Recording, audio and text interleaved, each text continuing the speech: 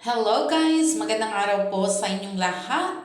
Sa mga manonood dyan palagi, thank you po. At ito po at tayo magluluto na ng ating gulay. Yung gulay po natin ay simpleng luto lang. Ito po ay igigisa or ginisa patola. Ayan po, isang pirasong patola lang po yan. Ayan, dalawa lang po kaming kakain yan. Ayan po, at lagyan ko ng mga pampalasa, betchin, asin, paminta. Ayan po.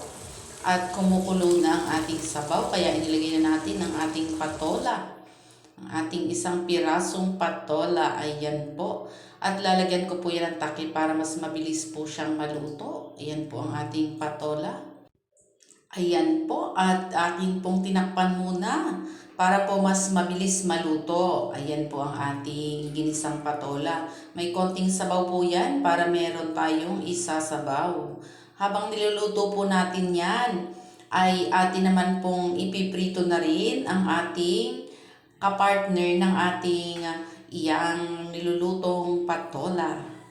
Ayan po, tayo ay magluluto naman po ng tuyo. Ayun pong pritong tuyo ang ating ipapartner dyan. Ayan po, yung lawlaw ang ating ipapartner sa ating ginisang patola. Ayan po, at malapit na rin siyang maluto. Ang ating patola naman po ay malapit na rin maluto kasi malambot na po siya. Inalis ko na po ang takip, luto na siya. Eto na po at kakain na tayo. Thank you for watching. Bye-bye!